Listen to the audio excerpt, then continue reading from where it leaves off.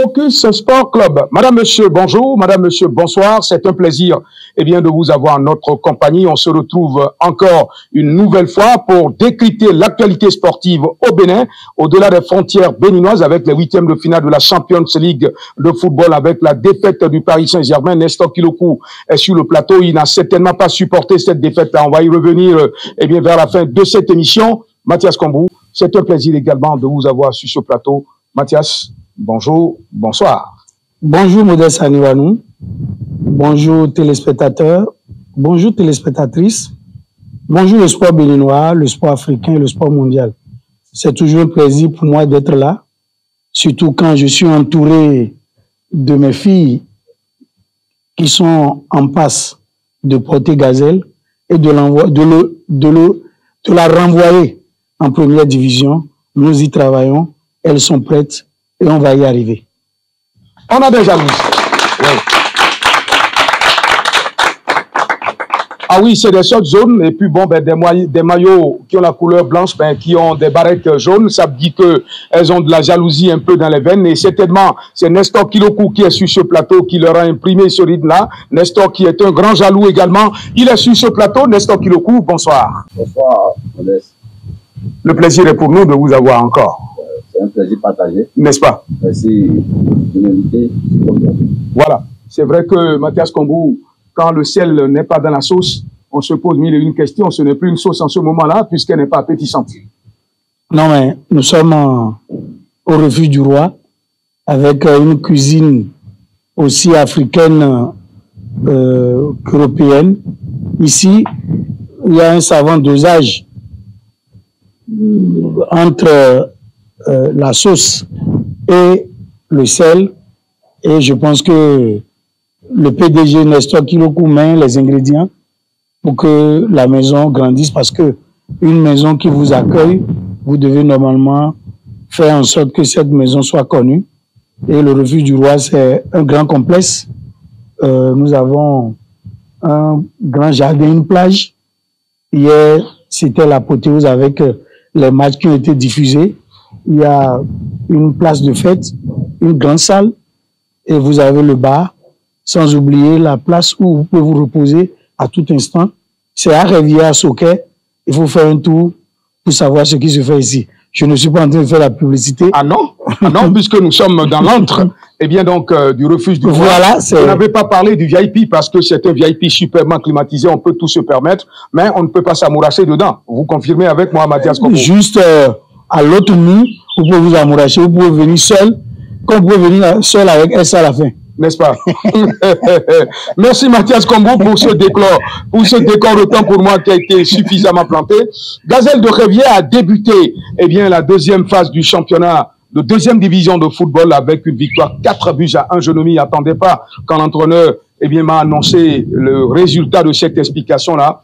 Je ne sais pas si véritablement je pouvais danser, mais j'avais esquissé quelque part dedans, puisque moi je ne vendais pas cher la peau de ces filles-là, qui au match aller avait été battue par le score de 3-0. Nestor Kilokou, votre équipe qui démarre, tambour battant cette deuxième phase de la compétition, qu'est-ce que cela vous fait quand on est trésorier général de Gazelle de Rivière? Merci, Modeste. Évidemment, les filles sont déplacées à craquer. C'était pas gagné d'avance, parce qu'on avait en face de nous une équipe décidée, une équipe de désarmés qui nous avait battu à l'aller 3-2 sur nos propres installations. C'était une revanche. Comme je connais bien mes filles, elles savaient quoi faire. Et nous l'avons fait avec plaisir. Ça n'a pas été facile. Nous nous avons rentré avec la victoire. 4-1 et nous avons approché les 3 points. Vous êtes allé chercher le gris-gris qui vous a permis de renverser la vapeur. Dans quelle contrée de la République du Bénin, Nestor Kilokou? Nous n'avons pas besoin de gris-gris. Gazelle, c'est Gazelle. C'est comme on le dit, ici c'est Paris. Ici c'est Gazelle. Et tous ceux qui ont affaire à Gazelle savent de quoi nous parlons. Gazelle ne marchande pas sa victoire. Nous venons, c'est pour jouer égal face à l'adversaire. Et à la fin, le meilleur gagne. Et en tous les cas, nous sortons toujours gagnants. N'est-ce pas? Et ça c'est fait pour le prochain match aussi. Ah oui, prochain match, puisque là, nous allons observer une légère pause, puisque les Béninoises, eh bien, on croise le 9 prochain au stade de Tégué, la République démocratique du Congo. Ça, c'est les U17. Mathias Kombou, la victoire aussi, eh bien, vous a forcément enchanté, puisque là, vous êtes le secrétaire général des Gazelles de Crévier. Non, depuis un bout de mois, Gazelle a pris une nouvelle dimension. Gazelle n'est plus un distributeur automatique de points. Gazelle a recruté un nouvel entraîneur qui est venu pour deux objectifs principaux. Le premier objectif que j'ai observé, c'est le travail. Le travail et le travail bien fait. Les filles se sont métamorphosées. Les filles ont pris une nouvelle envergure. Et la deuxième dimension, c'est la confiance en soi. Vous savez que ça joue un grand rôle dans le sport. Vous pouvez faire les meilleurs entraînements, vous pouvez être toujours le premier à se lever, mais quand vous n'avez pas confiance en vous-même, vous ne pouvez rien. Les Maracani, autant pour moi, parlent de la Nyaka. La Nyaka. Oui, la Nyaka. Donc, c'était un cri de guerre lorsqu'il était secrétaire général de la Fédération béninoise de Maracana. Aujourd'hui, quand j'observe ce qui se fait, les filles sont posées sur le terrain et dans tous les compartiments de jeu, elles répondent. L'équipe a une colonne vertébrale et les scores sont tellement flatteurs que quand vous venez, vous savez que vous devez perdre. C'est le score maintenant qu'il faut négocier avec Gazelle. C'est souvent une bonne tasse. Oui. De 3, 4, 5, 6, 6-0. 6-0. Et le minimum que vous prenez, c'est 3. Et notre adversaire prochain, le coach m'a confié que, en tout cas, c'est l'un des objectifs phares de la saison, aller chercher AS Cotonou, aller les regarder droit dans les yeux et aller les battre. Et on va amener la différence à un certain nombre de points. Et la suite de la saison va nous donner raison. Moi, je pense que les filles qui sont ici sont des filles qui ont des ambitions, qui ont envie de porter haut l'étendard du club. Et nous devons compter sur elles. On les met dans les meilleures conditions. Elles sont bien. Elles arrivent à sortir le grand jeu, à faire ce qu'elles doivent faire pour que l'équipe puisse être l'attraction principale de cette deuxième division. Je pense qu'il nous reste 8 journées. Quand on va faire 8 fois 3, ça va faire 21 points. Quand on va prendre 21 points sur ce que nous avons, et on va souhaiter que les adversaires... 8 fois 3, 24. 24. Oui. Merci beaucoup. Les adversaires aussi trébuchent et vous allez voir Gazelle banalement au sein de l'élite. Nestor Kilokou, j'ai besoin aussi des primes, puisque quand Gazelle gagne, c'est les filles qui ont les primes. Nous, les reporters sportifs, nous n'avons jamais de primes, mais on a quelques bouteilles de bière qui nous permettent véritablement, eh bien, donc, de nous associer à cette victoire-là. Les primes ont été superbement bien payées. Nestor Kilokou, c'est des filles qu'il faut encourager. Vous avez le sentiment que c'est des filles qu'il faut encourager véritablement en tant que trésorier général, eh bien, de ce club-là? L'objectif premier, c'est ça. Les porter haut aussi. Parce que c'est des filles sur le terrain, vous sentez de l'engagement. Oui. Et ça, pourquoi elles sont là? Elles le démontrent. Parce qu'on leur a expliqué clairement l'objectif du club. Ce n'est pas le maintien, c'est la montée. En première division. En première division. Le retour en première division. Oui. Notre place se trouve là-bas. Et sur le terrain, ça se passe déjà. Parce que on a arrêté l'hémorragie depuis plus de 8 matchs, de 8 journées. La série a été arrêtée. Et Gazelle fait partie des meilleurs clubs aujourd'hui de la D2. Et c'est toute attraction. Chaque fois Gazelle a marche, les reporters comme toi sont là pour observer, pour voir de quoi est capable cette équipe. AS Cotonou et Gazelle, c'est déjà dans tous les forums. C'est un match que les gens veulent suivre pour voir si AS Cotonou va rééditer le même espoir de nous battre à 0. Gazelle n'est plus là, comme l'a dit le SG, nous ne sommes pas des distributeurs automatiques. Nous ne sommes pas des donneurs universels. Ovationnez-vous, là, il faut vous Et là, c'est le trésorier général qui parle. Oui. Les gens doivent désormais compter sur Gazelle. Il est vrai, nous avons une équipe qui est en première position, qui ne dépasse de 7 points. L'impossible n'est pas Gazelle. Eux-mêmes savent ce qui les attend au retour. Ce ne sera plus 4-0. Gazelle n'est plus à cette étape-là. Il n'y a pas équipe dans ce championnat qui va battre Gazelle 4-0. C'est le prochain match. Oui, bon, c'est le prochain match, on ne sait pas. Parce que le match a été reporté. Oui, en raison... ultérieure pour qu'on aille supporter au plus 17 à Lomé. Donc, je pense que le RG, moi, on va se rendre aussi là-bas pour apporter notre soutien à l'équipe nationale. On ne sait pas si le match prochain sera à Escotonou, oui. Basel, ou peut-être à la fin du championnat national. Oui, on verra bien. C'est un match très ouvert et nous attendons avec courage et fermeté. Et le spectacle sera de retour. J'espère que vous me donnerez la chance, Mathias Kambou et vous-même, pourquoi pas les responsables de Gazelle Football Club de Révier, y compris le président Renvou, à qui je dis un petit bonsoir au passage. Je salue toute l'équipe qui est autour de ça, modeste personne, et bien pour retransmettre un match entre Gazelle et un club sur les antennes de la radio africaine. Ce sera eh bien bon pour le moral si eh bien Gazelle véritablement met les moyens à ma disposition pour donc faire la jonction entre Libreville et Cotonou. Nestor Kilokou, avant de vous laisser partir, eh bien nous allons vous demander quels sont les prochains défis que vous vous apprêtez à relever véritablement à la tête de cette équipe-là, vous et le secrétaire général Mathias Kambou. D'abord, je commence par votre modeste personne, Nestor Kilokou. Les objectifs sont toujours les mêmes. Les objectifs sont les mêmes. Le plan peut changer, mais l'objectif ne change pas. Gazelle est là aujourd'hui pour se révéler au grand public, national comme international. Vous avez perdu des valeurs quand vous descendiez en deuxième division de football, mais là vous avez récupéré des valeurs aujourd'hui qui vous permettent véritablement d'être où vous êtes au niveau du classement provisoire. À 100%. On n'a pas eu une joueuse ici qui a joué avec Gazelle. En première division, non. À Mathias Kambou. C'est une équipe. Ça, c'est un challenge qu'il faut féliciter. Et ce que nous savons mieux faire, nous sommes en train de le montrer sur le terrain. Donc, le premier rôle, nous sommes là pour le jouer. Et ça ne va pas rater. Ce n'est pas le SG qui va me dire le contraire. L'objectif, c'est le même. Monter. Mathias Kambou, vous confirmez eh bien, les assertions ou eh bien, le plan donc, que venait de tracer Nestor Kilokou, trésorier général? Oui, monter. Obligatoirement monter. On l'a toujours dit dans le bureau.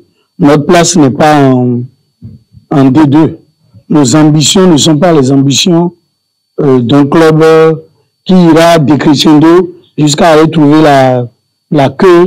Notre objectif, c'est de retrouver rapidement l'élite.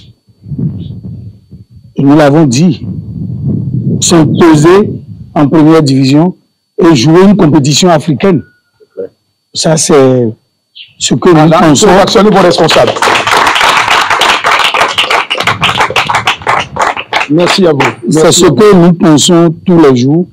Et obligatoirement, parmi les filles que nous avons ici, avoir une qui puisse s'imposer au Bénin et trouver une place à l'international.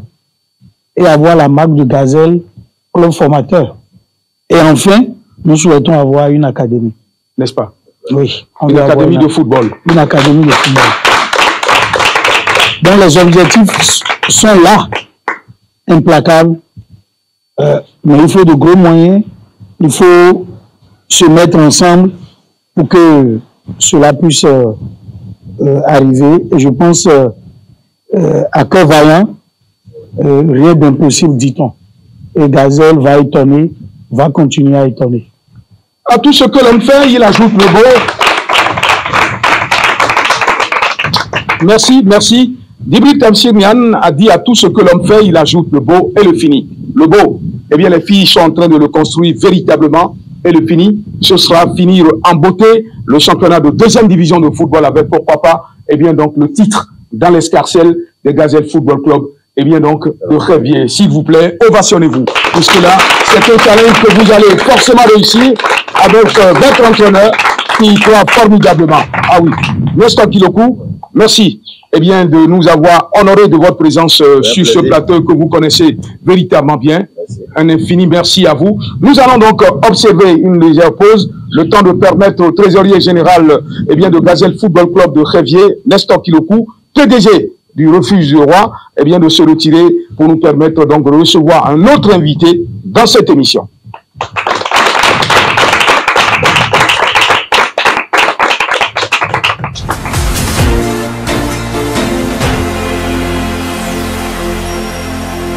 Mathias Kambou, nous recevons notre invité sur ce plateau. Le temps nous a permis donc d'écouter Nestor Kilokou qui nous a dit de très bonnes choses. Sarbel Kofi, c'est un plaisir de vous avoir également sur ce plateau. Reporter sportif Bontin, merci de nous honorer aussi de votre présence. Sarbel Kofi, bonsoir.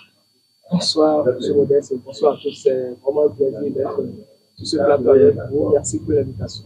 Merci pour l'invitation. Merci également d'avoir accepté, laissé vos différentes occupations pour répondre également présent sur ce plateau. Mathias Kambou, nous allons donc remonter véritablement et aller à l'international avec les 8e de finale de la Champions League de football qui a été disputée donc en Europe avec les équipes qui ont connu des fortunes diverses. Nous allons commencer par le Paris Saint-Germain que vous aimez véritablement. Les Parisiens hier, ont dominé, mais dominer n'est pas gagné. Au finish, ils ont été donc battus par Liverpool 1-0. Personne ne s'y attendait véritablement au regard de ce que nous avons vu pendant les 90 minutes de jeu. Non, ce qui compte dans le sport, c'est le résultat. Liverpool est venu pour voir si il peut glaner quelques points à Paris. Il a fait, mais quand on voit le contenu du match, je dis bravo aux joueurs parisiens. C'est vrai que dominer n'est pas gagné. Quand vous regardez la physionomie de cette rencontre, je tire deux conclusions. La toute première est que les matchs ne se jouent plus à la maison. J'ai fait 50 matchs sans défaite. Je suis la meilleure équipe de la planète Terre. N'eût été la maladresse des Parisiens hier, Liverpool aurait coulé et rentré tranquillement. Deuxième chose, le football, le sport va avec dame chance. Quand le ballon refuse d'entrer, c'est que ça n'entre pas. Vous pouvez avoir la meilleure possession, vous pouvez avoir le génie, vous pouvez avoir tout ce que vous voulez, ça n'entre pas. Et hier, après 28 tirs, après 9 tirs cadrés, après les possibilités que Paris a eues, l'équipe n'a pas pu marquer. Mais je dis, Liverpool a gagné. Je dis bravo à Liverpool pour sa victoire, pour son réalisme. On ne peut pas mettre sous boisseau ce que les garçons de Paris ont réalisé. Et le match retour sera encore un match âprement disputé. Liverpool sait qu'il a affaire à une grosse cylindrée en 8e de finale. Et il reste encore 90 minutes qui seront discutées avec tout ce qu'il faut comme une finale avant que Liverpool n'aille chercher sa qualification.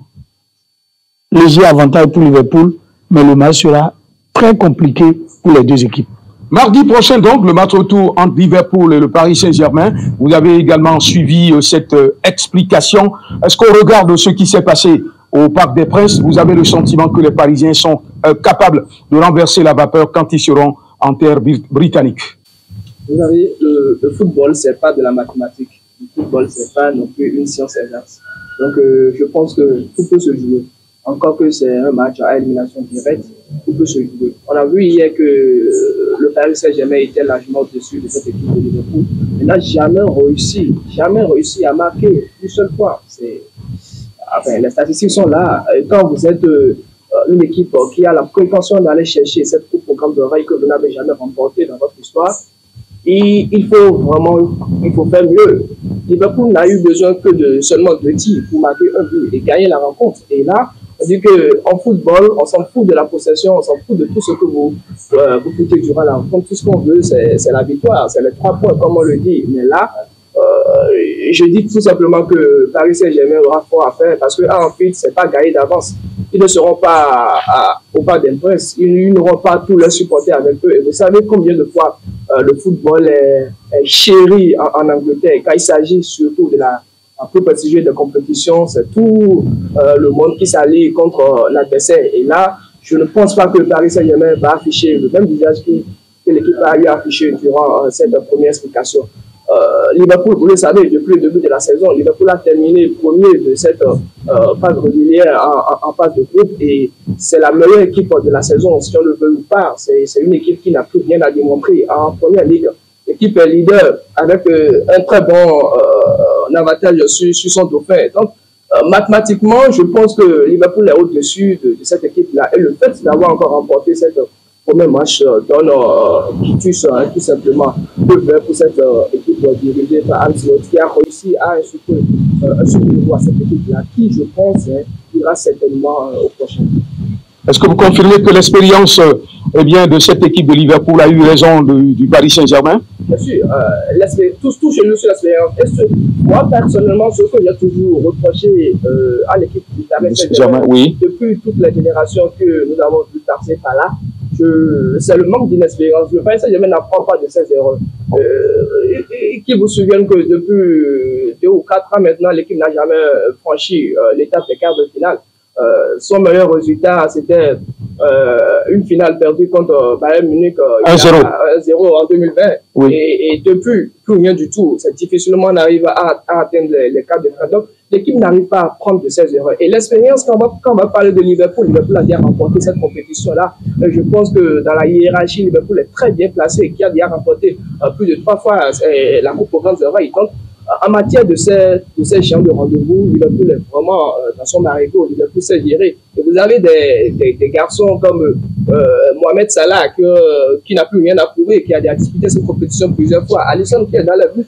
Alisson qui aujourd'hui a été vraiment monstrueux. Et hier, il faut le dire, parce que sans n'eût été ces interventions, je pense que, comme vous l'avez dit, comme l'a dit mon vis-à-vis, Mathias Kombou, Liverpool aurait pu l'eau, mais faire 9 arrêts dans une rencontre, c'est monstrueux. Donc, il faut saluer Alisson qui est dans sa forme et tout simplement, le Paris Saint-Germain aura pour faire. Au match retour. Merci. Mathias Kombou. Eh bien, avant de parler donc de cette équipe que vous connaissez très bien, Real Madrid qui a battu l'Atlético de Madrid par le score de 2-1. Eh bien, quel regard portez-vous sur cette équipe du Paris Saint-Germain pour le match retour? Vous l'avez dit, les Parisiens, tout à l'heure, quand nous étions en off en train de discuter, que les Parisiens risquent véritablement d'aller chercher une qualification historique quand ils seront en terre britannique. Je voudrais dire à M. Kofi d'abord que la saison dernière, Paris a joué une demi-finale contre Dortmund, qui a été finaliste contre le Real Madrid. Oui, le Real Madrid. Oui, donc, l'histoire ne doit pas être têtue. L'histoire doit être bien détaillée. Et tout le monde avait cru que le Paris Saint-Germain allait passer. Allait en finale. Parce que quand même, c'était Dortmund en face. Dortmund qui s'est fait tout simplement avec des en finale contre le Real. Non, moi, je pense que hier, ce n'est pas Liverpool qui a battu Paris. Paris s'est battu seul. Liverpool est sorti de cette rencontre ragaillardi par ce but, mais les Parisiens avaient les moyens totalement de remporter le match haut la main sans que personne ne crie au scandale. Je n'aime pas parler de l'arbitrage, je ne parlerai pas de l'arbitrage, mais hier j'ai constaté que c'était un peu en dedans. L'arbitre italien était un peu trop en dedans. Quand je compare le match face le match Benfica-Barça avec le geste de Koubassi qui a pris le rouge, l'action de Konaté sur Bakola était plus prononcée. Lorsque vous voyez l'attaquant qui est en train de filer vers les buts, vous l'évitez. Mais il comptait sur je ne sais quoi, mais il a brancardé carrément, il a bousculé, il a enlevé. L'arbitre a fait appel à la VAR, ils se sont parlé, peut-être pour l'intérêt de la rencontre, ils n'ont pas voulu rapidement faire basculer la rencontre, sinon il y avait une action litigieuse. Pour vous, on devrait siffler un penalty, un coup de pied de réparation. Non, pas forcément. L'action est née en dehors de la surface, de réparation. Mais c'était le dernier défenseur. Oui. Et lorsque vous êtes dans cette position, aucun entraîneur au monde ne peut demander à Konaté d'aller vers le joueur qui l'a devancé et qui lui fait dos. Quand vous le bousculez, sur 99, le carton rouge 99% de cas, le carton rouge est automatique. Mais c'est un fait de jeu. Il a évité de justesse. C'est un fait de jeu. Et quand nous serons dans le match retour, Liverpool aura pour adversaire son public. Quand après un temps de jeu, Liverpool va faire ce qu'il a fait du côté de Paris, je connaissais le public anglais très hostile. Lorsque ça ne marche pas, il commence par sortir la branca, commencer par dire aux joueurs, ce n'est pas ce qu'on veut. Et il y aura plus de possibilités pour les deux équipes. Liverpool pas favori, mais sur les côtés, tel que Momo Salah venait défendre, il ne le fera pas. Il cherchera, coûte que coûte, à humilier Nuno Mendes, et il va laisser des possibilités. Et tel que les autres aussi défendeurs, ils vont se porter vers l'attaque. Et je pense que Paris va écrire une partie de son histoire mardi prochain. Allez l'écrire. L'histoire, eh bien, donc, nous dira véritablement comment ça va se passer quand on va suivre cette explication mardi prochain. Nous allons nous intéresser cette fois-ci au duel espagnol entre le Real Madrid et l'Atlético de Madrid. Oui, l'Atlético de Madrid qui s'est fait battre donc, eh bien, donc, par cette équipe de Carlos Ancelotti. 2-1.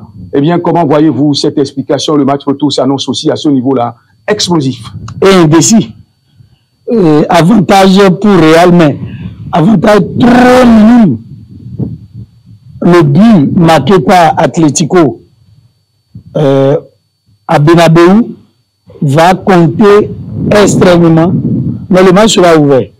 Dans l'histoire de la Champions League, Atlético n'a encore jamais éliminé le Real, surtout avec son attaque de feu, qu'on n'a pas réellement vu. Les records sont faits pour être battus. Non, c'est ça que j'ai dit. C'est pourquoi il n'y a pas eu le Paris qui pourra aller à Anfield, brûler Anfield et revenir à Paris. Ça reste à voir. Ça reste à voir aussi pour Atlético.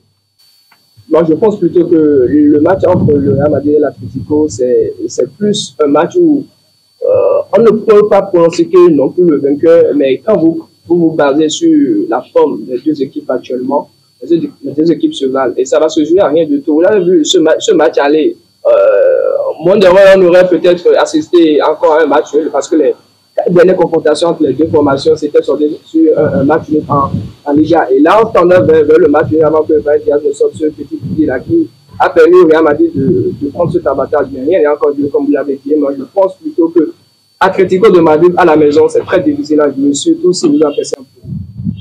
Mathias Combo. Non, je pense que ce qu'il dit est juste. Est juste. Mais pourquoi vous nous sevrez de vos applaudissements, s'il vous plaît? Parce que c'est pas Gazelle. Tous les matchs retour seront âprement disputés, sauf quelques 2 ou 3 matchs. Arsenal, sauf Cataclysme, s'envole déjà vers les... Non, mais eux, ils ont étrié. Et PSV Eindhoven, autant de Ruud Gullit, de Marco Van Basten, on n'a jamais eu chose comme Fleur. Et bien, donc, en Hollande, mais qu'est-ce qui a pu bien se passer? Et curieusement, cette équipe du PSV Eindhoven a fait match avec le Paris Saint-Germain. Ce match ne se ressemble pas, évidemment. Vous avez dit vous-même qu'il n'y a pas de vérité mathématique en football. Oui, en matière de football. C'est quand même très compliqué quand on veut parler de football. Mais je pense que Arsenal, il n'y a plus rien. Il n'y a pas match. L'équipe a laminé. Inter, a priori. Même le Bayern Munich devant le Bayern Leverkusen. 3-0. Je sens que la messe est dite. Ou bien la messe est dite. Benfica aussi. Contre le Barça, intenable actuellement. Le Barça part avec un avantage consistant. Le football étant le football, vous savez que Paris est allé, le fameux Paris est allé corriger le Barça en quart de finale. Bien sûr, il a corrigé le Barça 4-0 à la maison et il est venu prendre 6-1 au Camp Nou. Avec la complicité de l'arbitre barcelonais qui avait porté les verres en bois. Les verres en bois, il faut avoir le courage de le dire. De toute façon, c'est dans l'histoire. Et on se souvient aussi également de ce qui s'est passé avec Liverpool. Le Barça a réussi à battre Liverpool 4-1 à la maison et aller prendre 3-0 de 3-0 à Anfield. Donc le football reste un sport extraordinairement charmant, un sport charmant. Et dans ces huitièmes de finale, quelque chose va se passer. Mathias Kombou, eh bien, c'est complètement et totalement terminé pour cette émission. J'ai eu du plaisir à vous écouter par rapport au football international. C'est vrai, eh bien, que les Amazones du Bénin, les moins de 17 ans ou les U17 ans, comme on le dit dans notre jargon de communication, seront en face donc de la République démocratique du Congo au stade de Tégué. Nestor Kilokou l'a déjà dit sur ce plateau et vous-même, vous allez faire le déplacement, y compris ma modeste personne, au stade de Tégué pour suivre cette explication. On reviendra sur ce plateau avec notre invité, eh bien, pour tirer les grandes leçons qui s'imposent dans ce match aller et pourquoi pas faire des projections pour le match retour. Merci aussi aux filles de Gazelle de Révier qui nous ont honoré de nouveau de leur présence sur ce plateau. Merci à vous. Merci au trésorier général eh bien, de cette équipe de Gazelle de Révier qui nous offre ce cadre luxueux eh bien, pour réaliser cette émission. Merci donc aux hommes de l'ombre qui véritablement sont aussi nos réalisateurs. Madame, monsieur, terminus, tout le monde descend. On prend rendez-vous pour très prochainement.